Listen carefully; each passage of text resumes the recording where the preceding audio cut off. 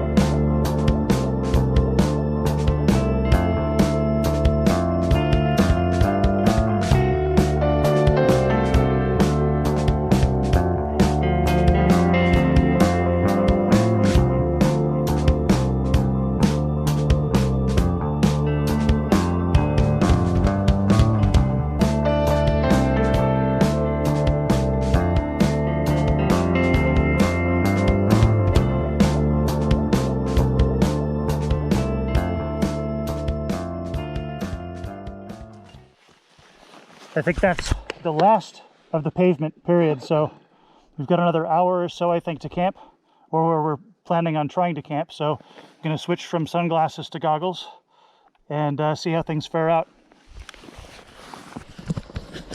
Okay, this makes me more bug resistant. I can still have vision, airflow, and not get pelted in the cheek and in the nose and crap with bugs.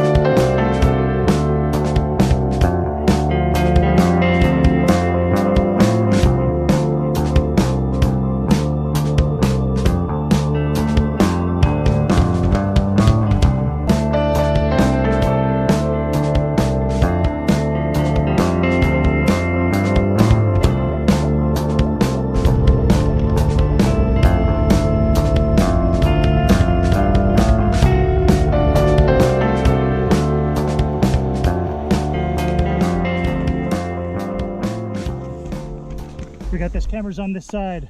Battery's about to die. Brian didn't.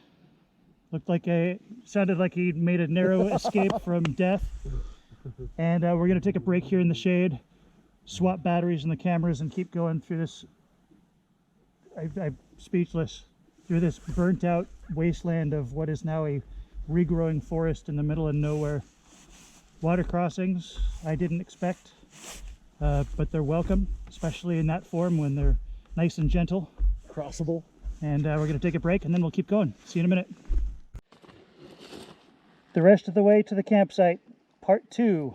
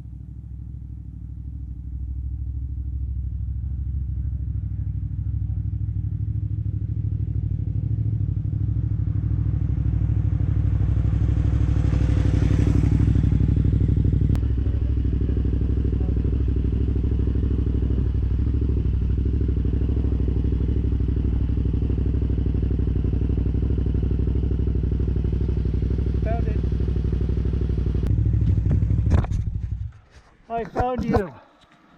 Are you okay? It's the culprit, man, sticking way out. Found it. Okay, camera found. Camera remounted. Back on the trail again. I'm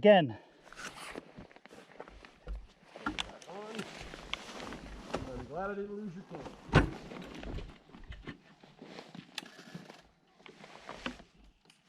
Hold on a second, my GPS isn't turning on now.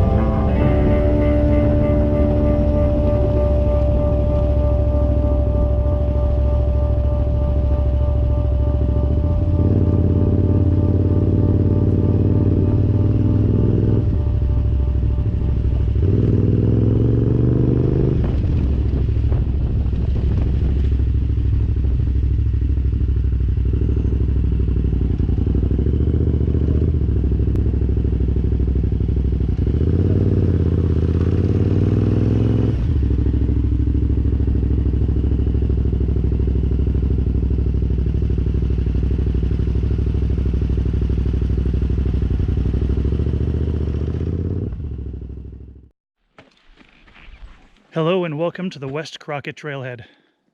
On the maps, it was one of the only few, I can't even talk, one of the only few campgrounds that it's left in this section of the forest that's actually open. The fires that ripped through here last year and the year before have pretty much devastated the landscape, as you saw on the way in. But as far as rating on the campgrounds go, I have to start thinking of a rating system, and the ride in has to be one of the more important parts. And as far as the ride in, I give that a 5 out of 5. If it's on a scale of 10, I give it about an 8.5 to 9 out of 10. The water crossings were amazing. The distance was really where the good parts came in. The amount of distance that it takes to get in here from Upper Lake. Normally, there's not as much distance that we can cover without either poking out the other side of a forest or running into an impasse, be it a ridge top or a cliffside. So knowing that we've got an equal, if not greater distance to ride out, the ride up here is definitely worth coming up. We're at 5,300 feet, so we're a little bit winded. And it's been long enough since we've been out on the trail that both of us, we're in communication in the helmets. Brian mentioned first, my legs are tired. My legs are tired. Mine are tired too. By the end, I was fighting to stand up because of the distance of coming in and burning thighs, burning quads, burning calves. But if you sit down, the front starts getting all washy on you. And in this case, it's safety second at least. So stand up and just deal with it. Squishy legs for the rest of the evening. The campsite itself, not very big, not very spread out. There's another couple of guys over here that have already set up that I'm really sorry to have intruded on their piece by riding in here. But how about 30 plus miles of dirt? Yeah, potential treachery around every corner and potentially lethal surprises. Water bars around off-camber corners with nothing over the edge, just to drop. So we made it. I would suggest that anybody that rides bikes like this, that they're looking for a decent destination that's out of the way. I would have thought that we would have been the only people out here, which is why I chose the destination, but yeah. What can you do? Share and share alike. I'll give it up for these guys, also willing to come out to a place like this, you know? Yeah, for sure. They're up here doing the same thing, so we're like-minded. As long as they're not pumping the stereo, all is good. See about cleaning things up and getting this prepared for a controlled fire. Controlled fire. It looks great. Stack the kindling and light it. Yep. One of my main focuses that if I've never said it out loud on video before, every single trip that I go out, it's one of my, in the forefront of my mind, I keep it that whatever I'm doing, don't make the news. Left the Bay Area at 9. Up to the lake by noon for lunch. And here we are, up at altitude. Let me do a check. It's 3:51 p.m. We are at, I guess we're not as high as I thought we were. We're at 5,200 feet. So the temperature tonight, it's probably 70 degrees right now, but it's supposed to get down into the low 30s tonight. So we brought our cold weather stuff and we're just kind of scoping out for places to pitch the tent. I've got a flat spot here, which normally looks to be where people would park vehicles. Flat spot over here, flat spot over here. And it looks like a decent spot for the night. Been a while since I've done this. It's much needed road time, much needed off-road time. And the poor buffalo was starting to sit in the stable and get a little angry about not going anywhere. But out we are.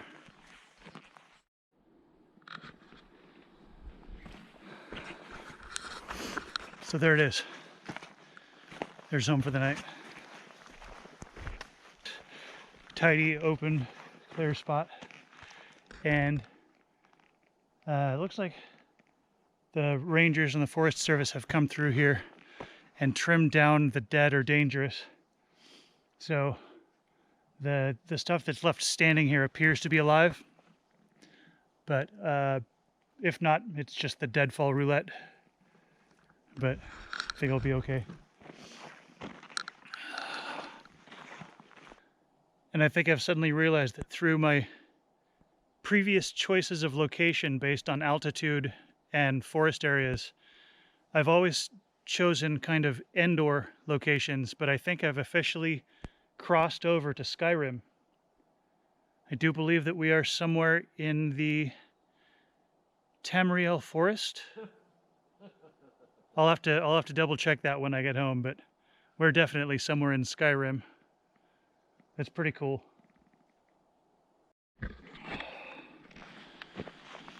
Time to change into the old camp shoes. Sit and think about a fire.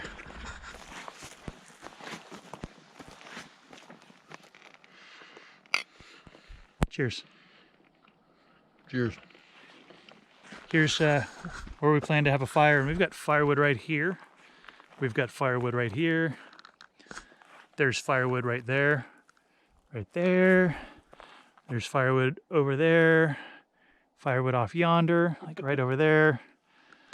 So we haven't really been putting it on the high priority to go get firewood because it's kind of scattered around right here. I have no doubt that in the dry conditions up here that it's not going to take much to start it. It's not going to take much to keep a small fire going. And I've actually there's no water up here. There's some moisture. But what I've done is I've brought extra water bottles, and I brought a 6-pack of beer, and I'm even thinking I'm not going to drink the whole 6-pack.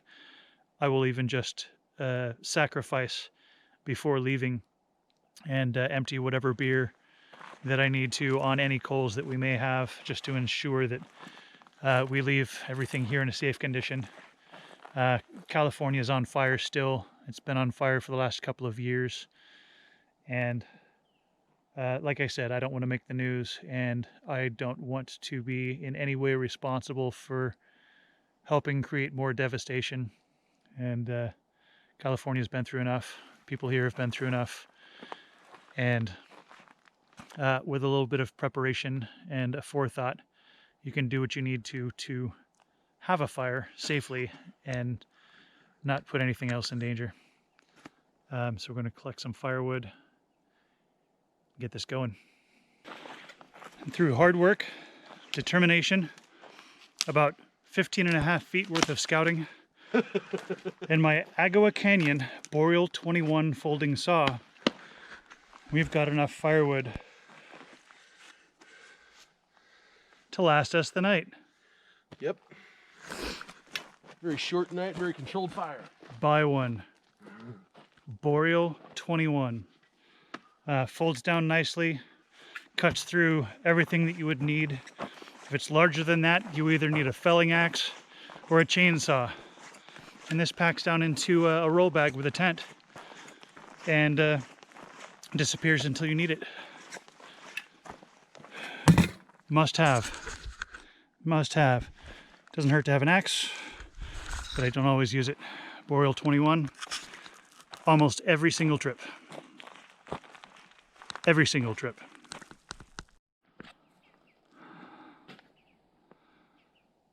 I don't know if the camera can totally pick up what we're looking at here.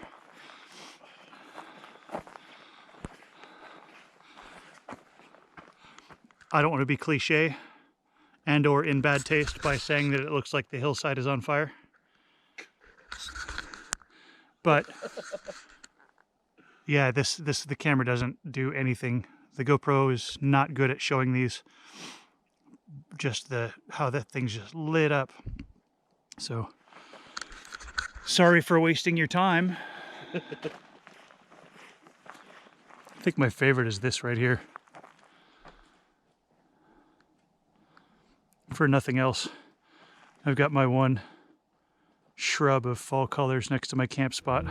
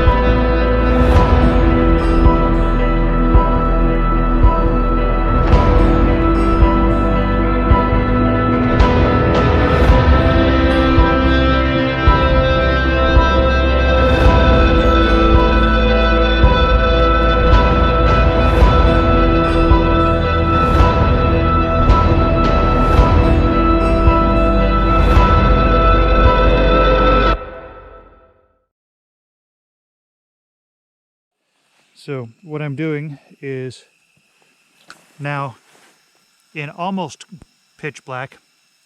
It is a new moon tomorrow night, so there's no moon tonight.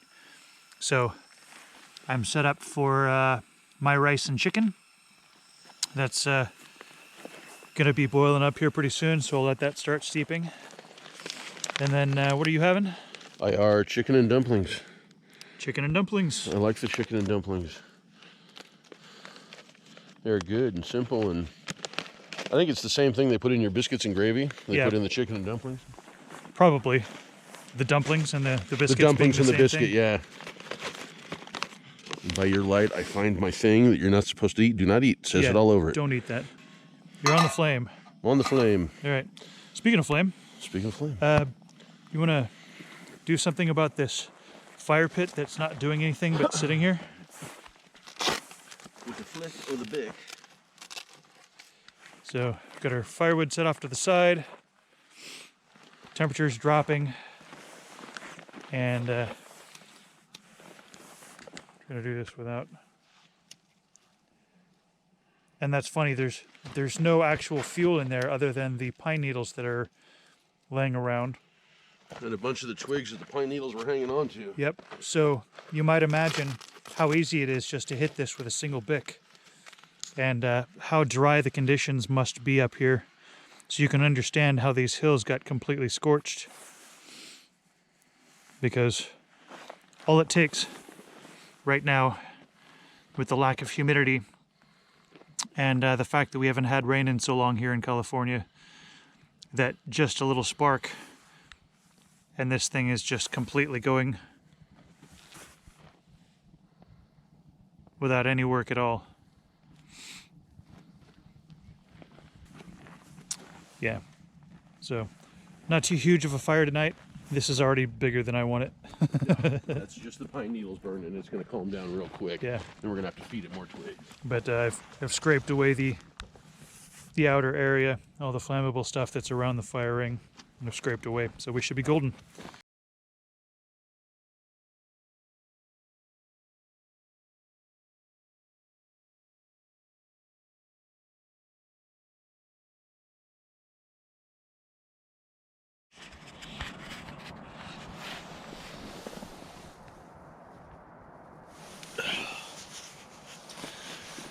Good morning, everybody. It's 39 degrees in the old tent. Must be a decent amount colder outside. That wind whipping around. It was nice and calm when we went to bed, but some point in the middle of the night, the wind really kicked up, like the forecast had said in other regions, but I wasn't sure about here. Since this was kind of a Plan B location, I didn't do as much research due to time, but wind kicked up, and thankfully we're nice and protected down here inside this little valley. So even though the wind is roaring out there in the treetops, we only get the occasional, or I've only gotten the occasional tent shaker wake me up. But I've been laying here for a bit and thinking that I might really just have a really rough night's sleep. So I decided to turn on my phone and check to see what time it was. Turns out it's 7 a.m.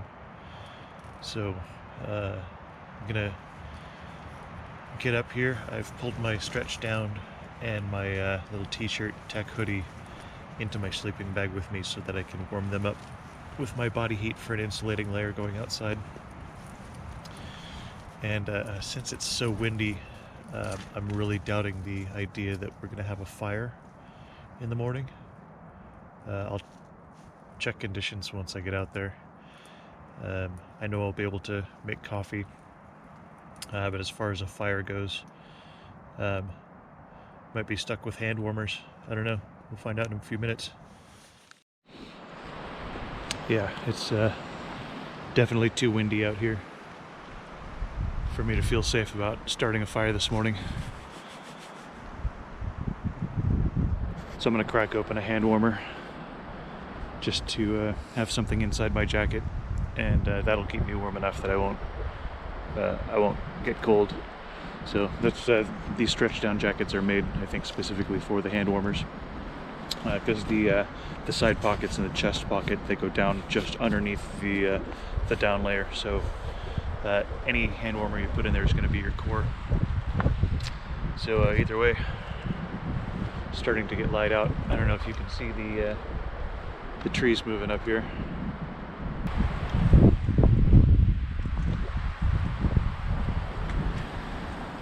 So I'll give that a second to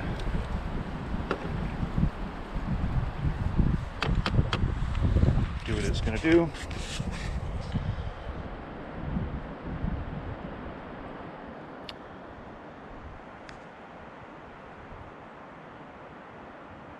And that does seem pretty accurate. Seems pretty accurate to my personal thermometer.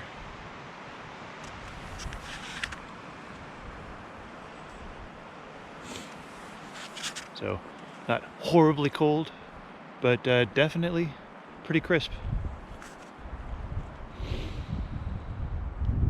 It's just nice to be out here.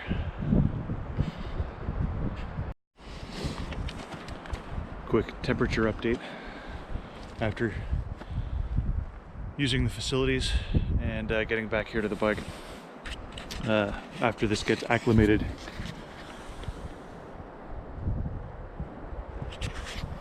it's a little bit more brisk than it initially indicated, but it's not like anything's changed.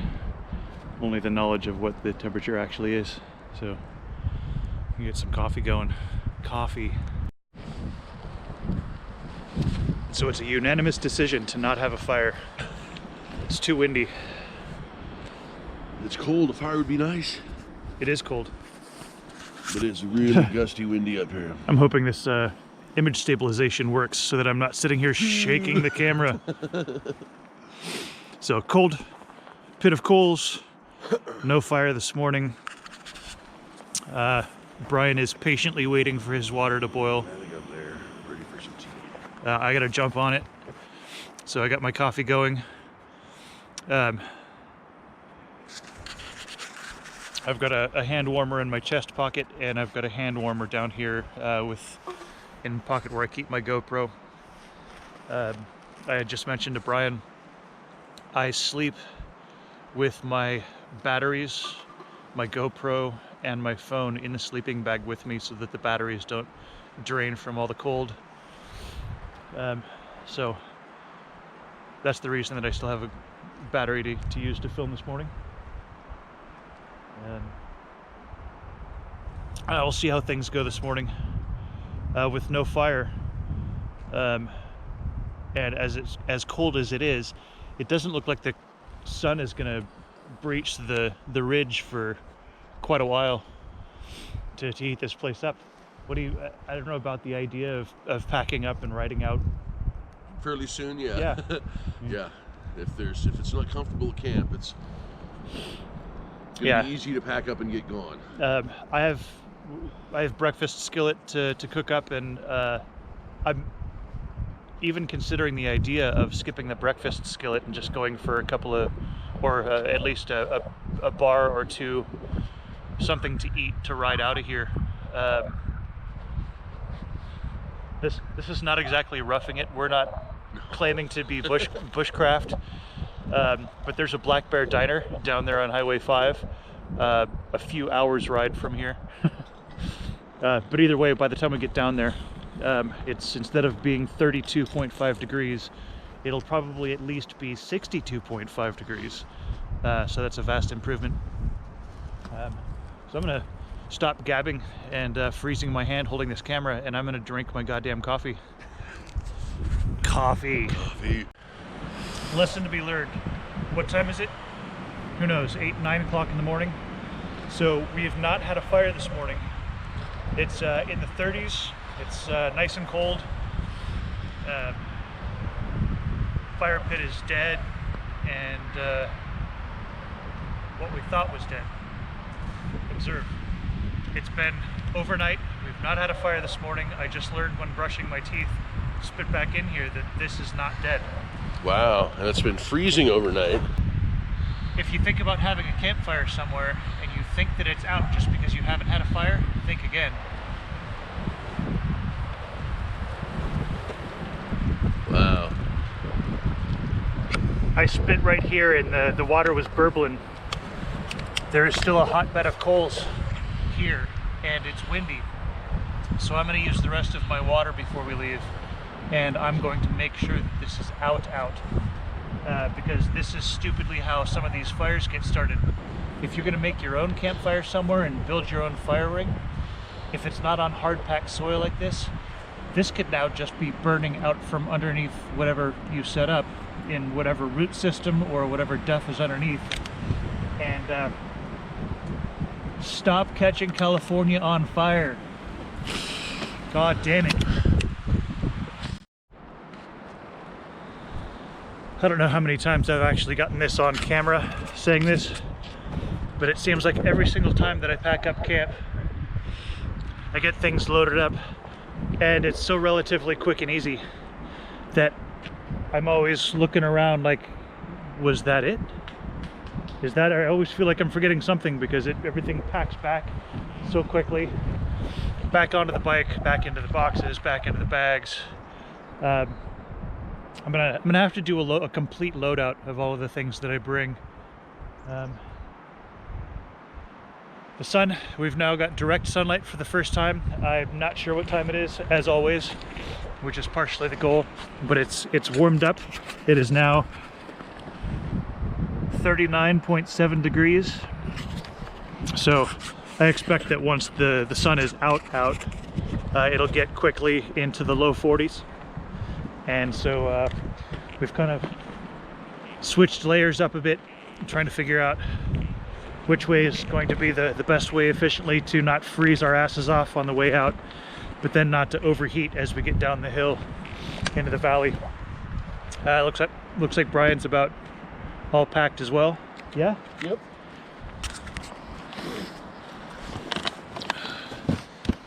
A place for everything and everything in its place. Yep. We're gonna douse our non-fire and get on the road. Today's ride on the way out is going to be more adventurous, I'm thinking, than the way in.